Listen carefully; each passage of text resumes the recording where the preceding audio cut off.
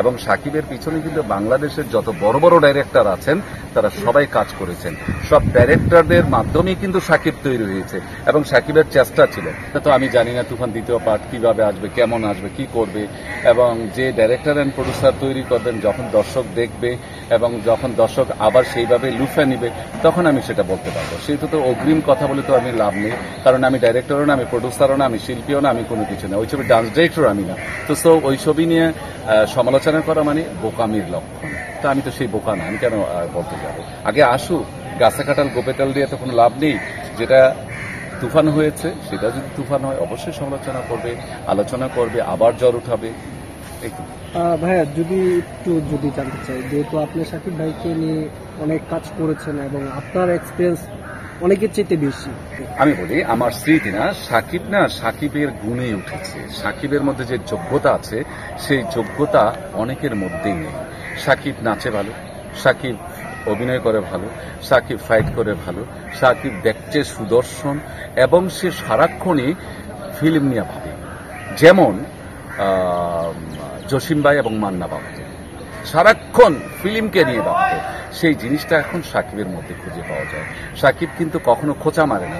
যেমন যে কোনো ডান্স ডিরেক্টর যাক না কেন, আমি দেখি কোনো ডান্স ডিরেক্টরকে বলে না ভাই এই মুদ্রাটা দেখান তো, ওই মুদ্রাটা দেখান তো, এইটা পারি না, ওইটা পারি না। সাকিব কিন্তু কখনোই বলে না, এবং আমাদের বাংলাদেশি ডান্স ডিরেক্টরদের কখনো বলে না এবং বাইরের ডান্স ডিরেক্টরদের বলে নাই। কিন্তু সাকিবকে ডান্স ডিরেক্টর অ্যান্ড কোরিওগ্রাফার যেটা দেখায় সেটাই কিন্তু করতে সে চেষ্টা করে এবং অনেক প্র্যাকটিস করে। তারপরে কিন্তু সে কখনোই বলে না যে ভাই একটু চেঞ্জ করে দেন, মুদ্রাটা ভালো না। আরে মুদ্রা সম্বন্ধে তো তুমি কিছুই জানো না। এমন অনেক হিরো আছে যে সে মুদ্রা পারে না, নাচতে পারে না, কিন্তু সে বলে কি ভাই মুদ্রাটা তো ভালো লাগে না, একটু চেঞ্জ করে দেন না। কিন্তু সেটা তো হবে না। এটা কিন্তু সাকিব বলে না। তো সাকিব বলে না বলেই তো সাকিব। আল্লাহ যদি চুলে ধরে টানে, বান্দায় যদি ঠ্যাঙ্গে ধরে টানে, কিচ্ছু করতে পারবে না। সাকিবের যোগ্যতা আছে, সাকিবের গুণেই সাকিব উঠেছে এবং সাকিবের পিছনে কিন্তু বাংলাদেশের যত বড় বড় ডাইরেক্টর আছেন তারা সবাই কাজ করেছেন। সব ডাইরেক্টরদের মাধ্যমেই কিন্তু সাকিব তৈরি হয়েছে এবং সাকিবের চেষ্টা ছিল। বিকেলবেলা আমাদের ফিন্নি দিত এবং লুচি দিত, সব হিরো হিরোইন আমরা একসাথে বসতাম, সবাই রুমে যাতায়াত হতো, সবাই সাথে আন্তরিকতা ছিল। সেটা তো এখন নাই। আগে শুনি যখন শাবানাবু এবং জসিম ভাইয়ের শাবানাবুর শুটিং করতাম, সেই শাবানাবু শুটিং থাকা মানেই হলো সব 8টা 7টার মধ্যে এফডিসিতে চলে আসছে।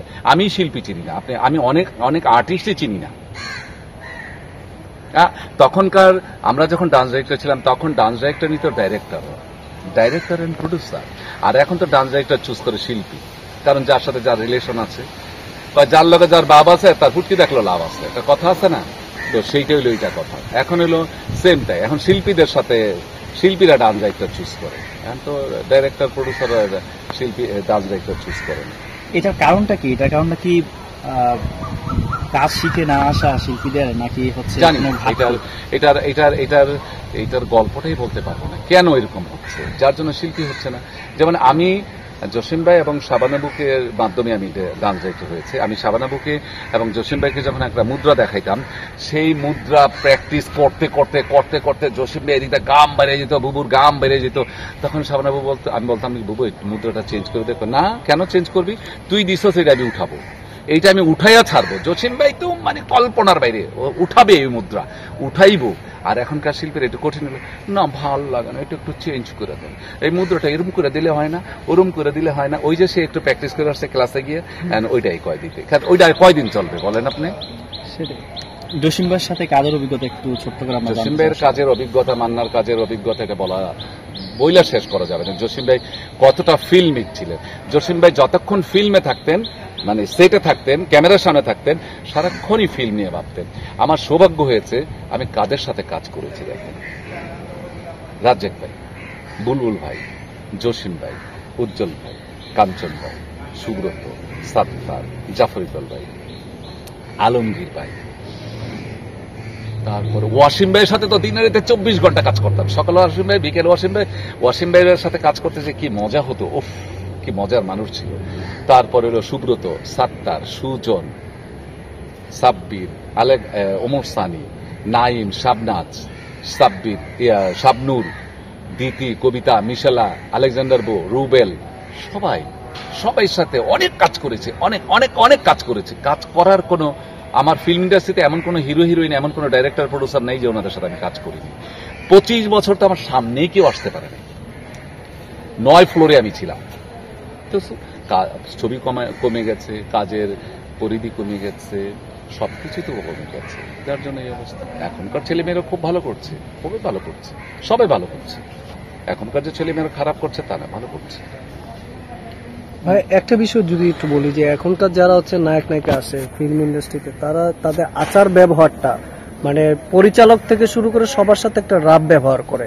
এটা নিয়ে গণমাধ্যমে অলরেডি হচ্ছে একটা নিউজও আমরা দেখছি। পরিচালকদের সাথে কই, আমার তো আমি যাদের সাথে কাজ করেছি, রাজ্জাক ভাই, দিলীপ দা, চাষি ভাই, শেখ নজরুল ভাই, দেয়ান নজরুল ভাই, চাষি ভাই, তারপরে হলো দেলোয়ার জাহান জন্টু, মমতাজুর রহমান আকবর, তারপরে হলো আলমগীর ভাই, কামাল আহমেদ, জহির রায়হান, তো জহির ভাই, জহির ভাই, ওই যে সিনেমা, হ্যাঁ, জহিরুল ইসলাম, ওনাদের সাথে কাজ করেছি। কই ওনাদের সামনে তো কোনো শিল্পী বা কোনো আর্টিস্ট আমি কোনোদিন একটি কথা বলতে দেখিনি।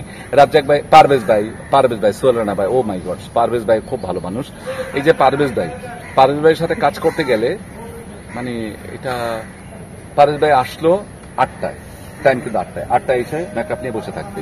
পারভেজ ভাই কিচ্ছু বলবে না, কাজ করুক আর না করুক, 5টা বাজবে পারভেজ ভাই চলে যাবে। তো সেই ছিল শিল্পীরা। রাজ্জাক ভাইকে যেটা দেয় তো দেখতাম, গাজী ভাই ডাইরেক্টর, কামাল আহমেদ ভাই যা দেখা যেত তাই করতো, জসিফ ভাই সেম, কোনোদিন এরম সেরম করে না। আর এখনকার শিল্পীরা তো ক্যামেরাটা ওইখানে নেওয়া যায় না, তাহলে বোধহয় ভালো হবে। আচ্ছা, ক্লোজ আপটা বোধহয় এরকম নিলে ভালো হবে। আচ্ছা, ফ্রেমটা কি করছেন দেখি একটু। তো এই যে তারা হলো শিল্পী, তাদেরকে তৈরি করবো আমরা। তারা যদি এই চতুর্দিক দিয়ে নাক গলায়, মানে আপনাদেরকে ডিরেকশন দেয়, আমাদেরকে না, আমাকে দিলে তো মাইরা আর দিবে গেলাম। আমাকে যদি কেউ ডিরেকশন দিতে দেয়, হ্যাঁ, director producer, captain of the ship, director প্রডিউসারটা আমি 100% শুনবো। ডাইরেক্টর কি চায়, প্রডিউসার কি চায়। শিল্পী তুমি কন্ট্যাক্ট করছে ডাইরেক্টর প্রডিউসার তোমাকে এবং আমাকে, আমি আর্টিস্ট, আমি কোরিওগ্রাফার, আমাকে কনফার্ম করেছে। আমি আগে জানতে চাবো ডাইরেক্টর কি চায়। Captain of the ship director and producer যা চায়, ডাইরেক্টর আমাকে নিয়েছে, প্রডিউসার আমাকে টাকা দিবে, তোমাকে তৈরি করবো আমি। তো তুমি আমাকে ডিরেকশন দিবে, তুমি তো ডান্স ডাইরেক্টর না, আমি ডান্স ডাইরেক্টর।